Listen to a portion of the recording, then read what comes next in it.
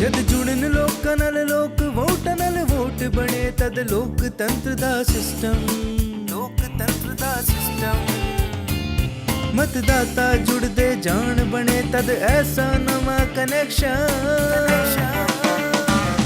मतदाता junction hashtag मतदाता junction hashtag मतदाता जंक्शन।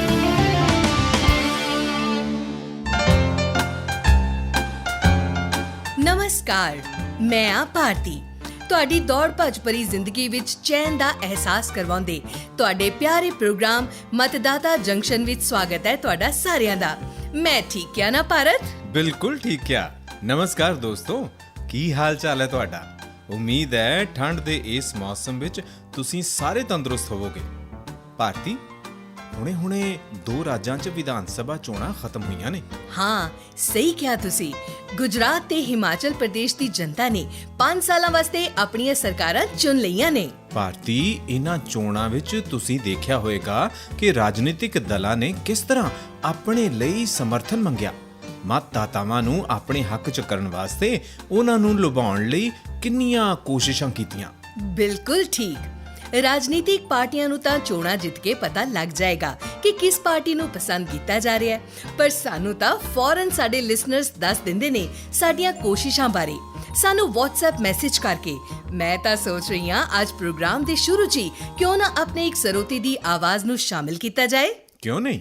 सभी श्रोताओं को मेरा नमस्कार। मेरा नाम राजेश पुष्करना, गांव इंटाली, तहसील मावली, जिला उदयपुर, राजस्थान से बोल रहा हूँ। मैंने एक स्वरचित कविता लिखी है जो आप सभी के समक्ष प्रस्तुत है। आओ सुने मतदाता जंक्शन, निर्वाचन विभाग का है यह फंक्शन। सभी मतदाताओं के मन को बाता, हर शुक्रवार को यह है आता। अब नहीं है मतदाता इससे दूर, कार्यक्रम है जानकारियों से भरपूर। मतदाता जंक्शन कार्यक्रम का रथ, हर मतदाता का पथ प्रदर्शक। चुनावी चाचा देते हैं जानकारी, मतदान से जुड़ी जानकारी सारी। मतदान को भी मनाए त्योहार, प्रजातंत्र में लाए बहार। आकाशवाणी और भारत निर्वाचन दोनों का साझा है कार्यक्रम। राजेश पुष्करना की पुकार, कार्यक्रम सुने हर शुक्रवार। मतदाता जंक्शन हैशटैग मतदाता जंक्शन हैशटैग मतदाता जंक्शन। ਵਾਹ ਭਾਰਤੀ, ਕੀ ਬਾਤ ਹੈ। ਤੇ ਹੁਣ ਗੱਲ ਕਰਦੇ ਹਾਂ ਆਪਣੇ ਲੋਕਤੰਤਰ ਦੀ। ਸਾਡੇ ਲੋਕਤੰਤਰ ਦੇ ਅਹਿਮ ਥੰਮ ਨੇ ਰਾਜਨੀਤਿਕ ਦਲ। ਉਹੀ ਚੋਣਾਂ ਲੜਦੇ ਨੇ, ਜਿੱਤ ਹਾਰ ਤੋਂ ਬਾਅਦ ਸੰਸਦ ਤੇ ਵਿਧਾਨ ਸਭਾਵਾਂ ਵਿੱਚ ਉਹਨਾਂ ਦੇ ਲੋਕ ਕਾਨੂੰਨ ਬਣਾਉਂਦੇ ਨੇ। ਬਿਲਕੁਲ ਸਹੀ ਕਿਹਾ ਤੁਸੀਂ ਭਾਰਤੀ। ਇੰਨਾ ਹੀ ਨਹੀਂ, ਜਨਤਾ ਦੇ ਪ੍ਰਤੀ ਸਰਕਾਰ ਹੋਏ ਜਾਂ ਵਿਰੋਧੀ ਦਲ ਦੀ ਭੂਮਿਕਾ, ਸਾਰਾ ਕੁਝ ਤਾਂ ਰਾਜਨੀਤਿਕ ਦਲ ਹੀ ਨਿਭਾਉਂਦੇ ਨੇ। ਸਵਸਥ ਤੇ ਸ਼ਕਤੀਸ਼ਾਲੀ ਲੋਕਤੰਤਰ ਦੇ 3 ਮਹੱਤਵਪੂਰਨ ਹਿੱਸੇ ਨੇ: ਉਮੀਦਵਾਰ, ਰਾਜਨੀਤਿਕ ਦਲ ਤੇ ਸਭ ਤੋਂ ਉੱਪਰ ਮਤਦਾਤਾ ਯਾਨੀ ਵੋਟਰ। ਮਤਦਾਤਾ ਜੋ ਹੁੰਦਾ ਹੈ ਲੋਕਤੰਤਰ ਦਾ ਭਾਗਯ ਵਿਧਾਤਾ। ਆਇਆ ਲੋਕਤੰਤਰ ਦਾ ਮੇਲਾ, ਹਰ ਵੋਟ ਜ਼ਰੂਰੀ। ਆਇਆ ਵੋਟਾਂ ਵਾਲਾ ਮੇਲਾ, ਹਰ ਵੋਟ ਕੀਮਤੀ। ਵੋਟ ਕੀਮਤੀ, ਵੋਟ ਕੀਮਤੀ, ਵੋਟ ਕੀਮਤੀ।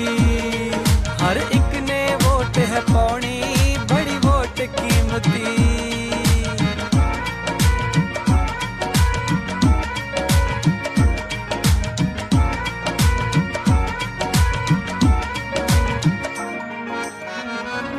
ਓਏ ਵੋਟ ਤੇਰੀ ਹੈ ਤਾਕਤ ਸੱਜਣਾ,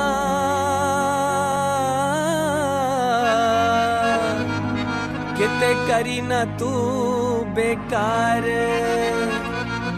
ਹੱਕ ਤੇਰਾ, ਆਵਾਜ਼ ਤੇਰੀ ਏ ਸਭ ਤੋਂ ਵੱਡਾ ਹਥਿਆਰ।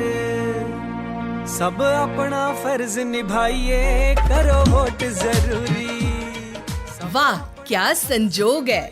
ਅਸੀਂ ਹਾਲੇ ਚੋਣਾਂ ਦੀ ਗੱਲ ਵੀ ਸ਼ੁਰੂ ਨਹੀਂ ਕੀਤੀ ਤੇ ਆ ਗਏ ਸਾਡੇ ਚੁਣਾਵੀ ਚਾਚਾ। ਨਮਸਕਾਰ ਚਾਚਾ ਜੀ। ਉਹ ਨਮਸਕਾਰ ਬੱਚਿਓ, ਨਮਸਕਾਰ। ਦੇਖੋ, ਆ ਹੀ ਗਿਆ ਨਾ ਮੈਂ ਘੁੰਮਦਾ ਘੁਮਾਉਂਦਾ ਮਤਦਾਤਾ ਜੰਕਸ਼ਨ ਤੇ। ਵੈਸੇ ਕੀ ਗੱਲਬਾਤ ਚੱਲ ਰਹੀ ਸੀ ਚਾਚਾ ਜੀ? ਅਸੀਂ ਗੱਲ ਕਰ ਰਹੇ ਸੀ ਰਾਜਨੀਤਿਕ ਦਲਾਂ ਦੀ। ਚੋਣਾਂ ਤਾਂ ਅਸਲ 'ਚ ਉਹੀ ਲੜਦੇ ਨੇ, ਉਹੀ ਜਿੱਤਦੇ ਨੇ ਜਾਂ ਹਾਰਦੇ ਨੇ, ਪਰ ਉਹਨਾਂ ਨੂੰ ਲੈ ਕੇ ਕੈਸੀ ਨਿਯਮਾਵਲੀ ਹੈ ਜਾਂ ਵਿਵਸਥਾ ਹੈ, ਇਸ ਬਾਰੇ ਅਸੀਂ ਜਾਣਦੇ ਹੀ ਨਹੀਂ। ਤਾਂ ਅਸੀਂ ਕਿਸ ਵਾਸਤੇ ਆ ਭਲਾ? ਮਤਲਬ इस बार सिर्फ मैं, क्योंकि बई अज कल्पना वो नहीं हार सकेगी। ਉਹਦਾ ਫੋਨ ਆਇਆ ਸੀ ਕਿ ਉਹ ਕਿਸੇ ਖਾਸ ਕੰਮ 'ਚ ਬਿਜ਼ੀ ਹੈ। ਕੋਈ ਗੱਲ ਨਹੀਂ ਚਾਚਾ ਜੀ, ਤੁਸੀਂ ਤਾਂ ਆ ਗਏ ਹੋ ਨਾ। ਸਾਨੂੰ ਤਾਂ ਤੁਹਾਡੇ ਤੇ ਪੂਰਾ ਭਰੋਸਾ ਹੈ, ਤਾਂ ਹੀ ਤਾਂ ਆਪਣੇ ਸਾਰੇ ਸਵਾਲ ਅਸੀਂ ਤੁਹਾਡੇ ਸਾਹਮਣੇ ਰੱਖਦੇ ਹਾਂ ਤੇ ਤੁਸੀਂ ਉਹਨਾਂ ਨੂੰ ਚੁਟਕੀ 'ਚ ਹੀ ਸੁਝਾ ਦਿੰਦੇ ਹੋ। ਚਲੋ, ਆਪਣੇ ਦੇਸ਼ ਵਿੱਚ ਚੋਣਾਂ ਵਾਸਤੇ ਇੱਕ ਕਾਨੂੰਨ ਹੈ, ਲੋਕ ਪ੍ਰਤੀਨਿਧਿਤਵ ਅਧਿਨਿਯਮ।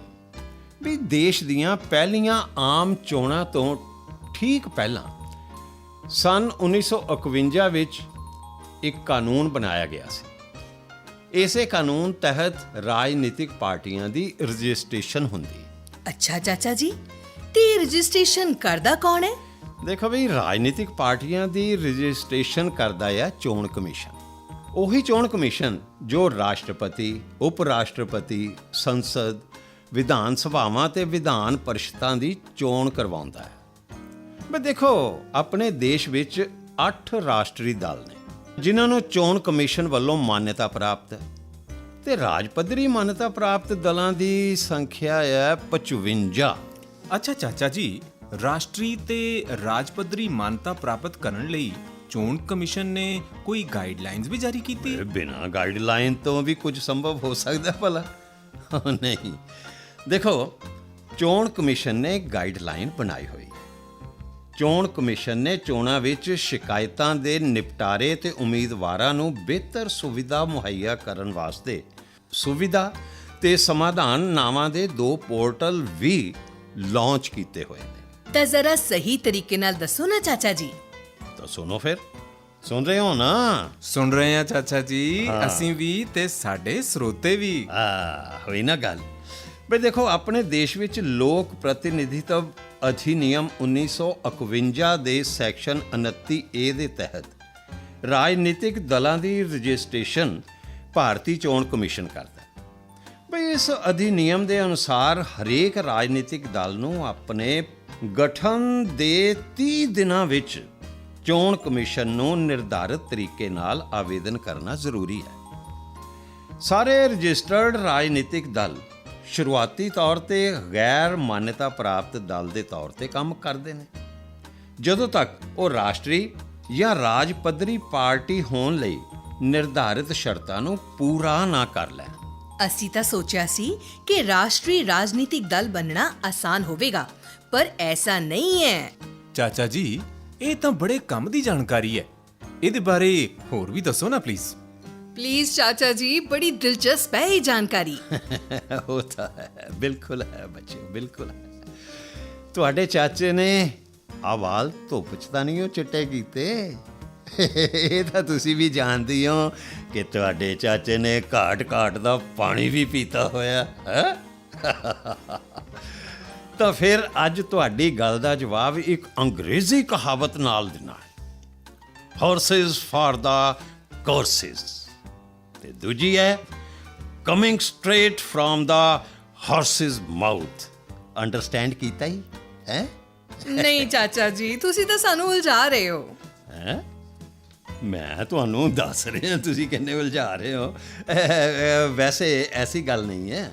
ਮੈਂ ਯਾਨੀ ਤੁਹਾਡਾ ਚਾਚਾ ਹਰੇਕ ਗੱਲ ਨੂੰ ਚੰਗੀ ਤਰ੍ਹਾਂ ਦੱਸ ਵੀ ਸਕਦਾ ਹੈ ਤੇ ਸਮਝਾ ਵੀ ਸਕਦਾ ਹੈ, ਪਰ ਬਿਹਤਰ ਤਾਂ ਇਹ ਹੋਏਗਾ ਕਿ ਆਪਾਂ ਸਾਰੀ ਜਾਣਕਾਰੀ ਵਾਸਤੇ ਸੀਨੀਅਰ ਪ੍ਰਧਾਨ ਸਚਿਵ ਜਨਾਬ A.N. ਭਾਰਜੀ ਕੋਲ ਚੱਲਦੇ हैं, वो दसणगे। अधिनियम 1951 के सेक्शन 29A के अंतर्गत राजनीतिक दलों का पंजीकरण भारतीय निर्वाचन आयोग द्वारा किया जाता है। राष्ट्रीय दल वे होते हैं जिन्हें पिछले लोकसभा या विधानसभा चुनाव में कम से कम 4 राज्यों में से प्रत्येक में 6% वैध वोट और किसी एक या सभी राज्यों में मिलकर 4 लोकसभा सीटें प्राप्त हुई हो। दूसरी शर्त है पिछले लोकसभा चुनाव में कम से कम 3 राज्यों में कुल मिलाकर 2% सीटें प्राप्त हुई हो। तीसरी शर्त है वह पार्टी कम से कम 4 राज्यों में राज्य स्तरीय दल के रूप में भी मान्यता प्राप्त हो।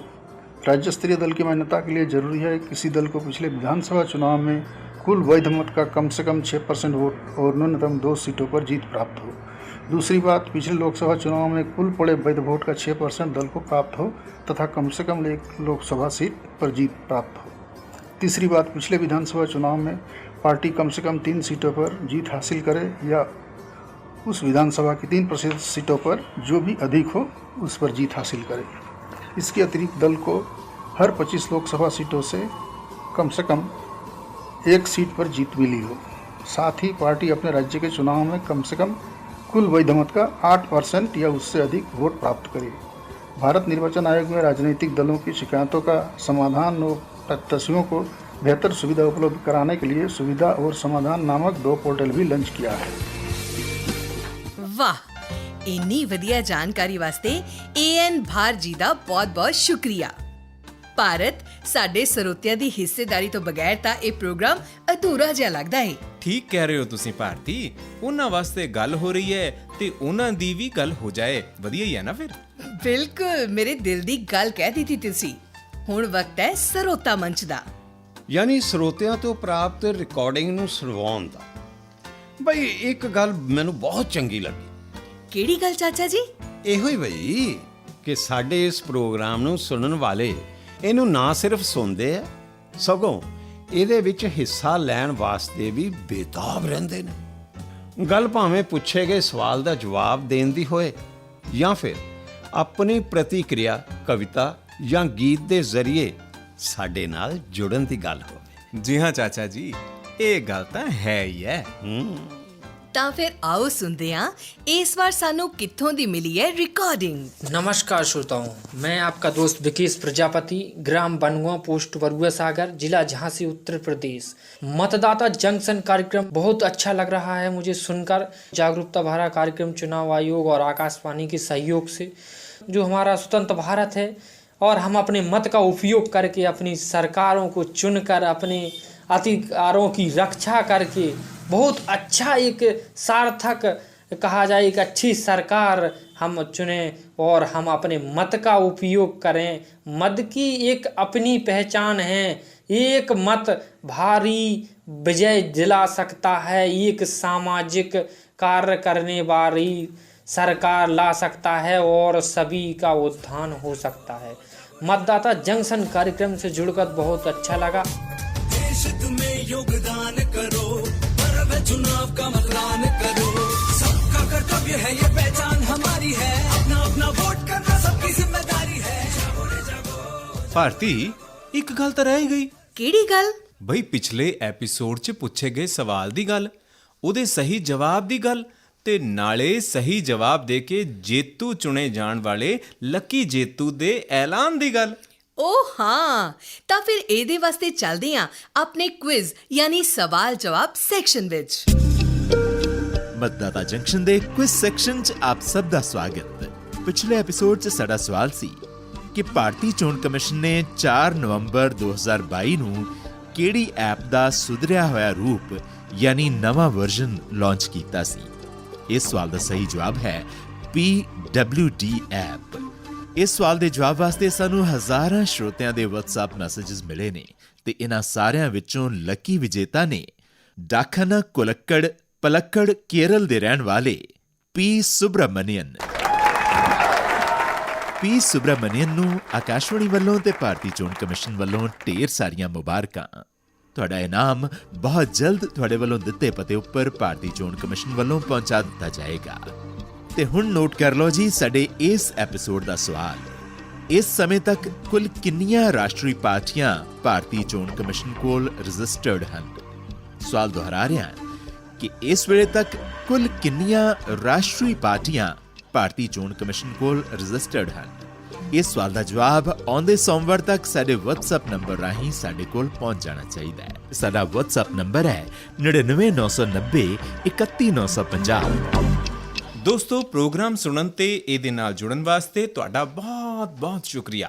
ਹੁਣ ਵਕਤ ਆ ਗਿਆ ਹੈ ਮਤਦਾਤਾ ਜੰਕਸ਼ਨ 'ਚ ਤੁਹਾਡੇ ਕੋਲੋਂ ਵਿਦਾ ਲੈਣ ਦਾ। ਫੇਰ ਮਿਲਾਂਗੇ ਚੋਣਾਂ ਨਾਲ ਜੁੜੇ ਐਸੇ ਹੀ ਕਿਸੇ ਨਵੇਂ ਤੇ ਦਿਲਚਸਪ ਵਿਸ਼ੇ ਦੇ ਨਾਲ। ਤਦ ਤੱਕ ਲਈ ਨਮਸਕਾਰ। मतदाता जंक्शन मतदाता जंक्शन मतदाता जंक्शन मतदाता जंक्शन।